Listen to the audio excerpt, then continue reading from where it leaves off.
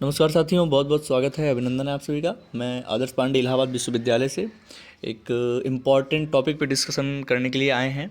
Basically वो है subject combinations को लेकर के, और फिर पूरा प्रोसेस क्या है, क्योंकि पहले मतलब राउंड की काउंसलिंग थी वो कंप्लीट हो चुकी है। अब सारी चीज़ें, सीट अलॉटमेंट वगैरह सब हो गया है। अब सेकेंड राउंड की काउंसलिंग जो है बीए की, वो शुरू हो गई है। ठीक है, तो क्या है क्या नहीं है सारी चीज़ें बात करेंगे। कैसे कैसे सब्जेक्ट कॉम्बिनेशंस अभी तक अलॉट हुए हैं उस पर चर्चा करेंगे। वीडियो में पूरा बने रहिए, क्योंकि अगर वही सवाल आप करेंगे कमेंट्स में, उसका रिप्लाई देना थोड़ा मुश्किल हो जाएगा। तो चलिए उस पर चर्चा करते हैं। ये प्रोसेस है। सबसे पहले रजिस्ट्रेशन आप लोगों को करवाना था। उस पर रजिस्ट्रेशन पे ग्रीन सिंबल होगा, चेंज पासवर्ड मतलब करना नहीं है, उस पर रहेगा। फिर प्रेफरेंस आप लोग को दिया जाएगा, कौन कौन से सब्जेक्ट्स मतलब आप लेना चाहते हैं। 10 प्रेफरेंस दिए जाएंगे। आप मतलब रहेगा कई कॉम्बिनेशन रहेगा सब्जेक्ट का, लेकिन उसमें से 10 सब्जेक्ट प्रेफरेंस आप लोग को भरने होंगे।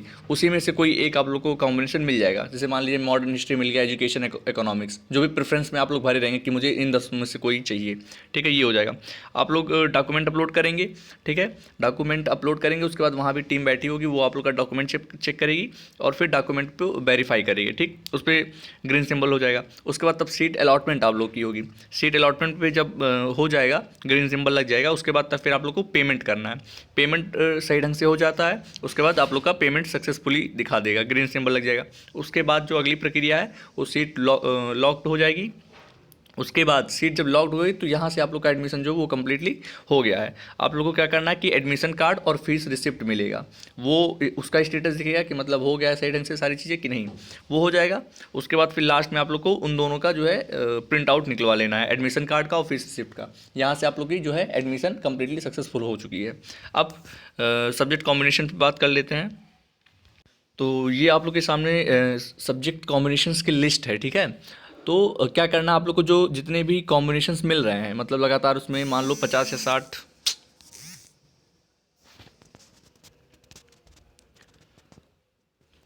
या 60 कॉम्बिनेशंस आप लोग के पास दिए जाएंगे वहाँ। ठीक है, उसके बाद उसमें से कोई 10 चुनने होंगे। तो जैसे यहाँ कुछ प्रेफरेंस दिए हुए हैं, देख लीजिए।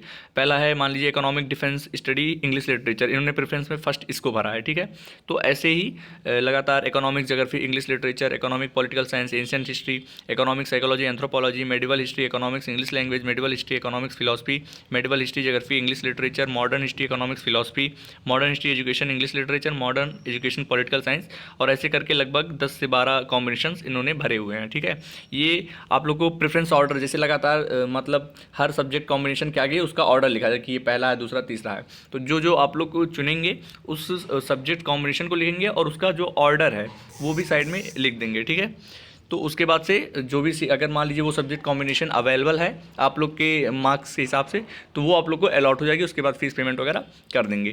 तो सब्जेक्ट कॉम्बिनेशन ये है। ऊपर से लोग के आ रहे हैं कि सब्जेक्ट कॉम्बिनेशन कैसा लें कैसा नहीं लें, तो ये आपके ऊपर होता है। ऐसे सब्जेक्ट कॉम्बिनेशन लें कि एग्ज़ाम के टाइम में बहुत बर्डन ना पड़े। नहीं तो ले लेते हैं तीनों हार्ड ही कोई ले लेंगे, सबसे मतलब जो भी हाईएस्ट होता है, जो ज़्यादा टफ होता है, तो फिर एग्ज़ाम टाइम में प्रॉब्लम हो जाती है। तो 2 सब्जेक्ट कोई अच्छे लीजिए, ताकि बाद में जो उसका कॉम्बिनेशंस है वो भी बना रहे। 2 कोई अच्छे लीजिए, एक थोड़ा सा जो आसान होता है उसको ले लीजिए। इस तरीके से सब्जेक्ट कॉम्बिनेशन वगैरह चुनिए। बाकी कोई दिक्कत है तो हम लोग हैं, आप लोग कमेंट वगैरह करके डाउट्स पूछ सकते हैं।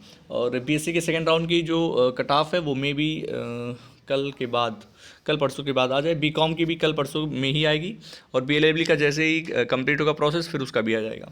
तो ये सारी चीज़ें हैं। बाकी कैटेगरी वाइज भी कट ऑफ निकलेगी लगातार, इस पे सवाल अभी भी आप लोग के आ रहे हैं, तो परेशान होने की ज़रूरत नहीं है।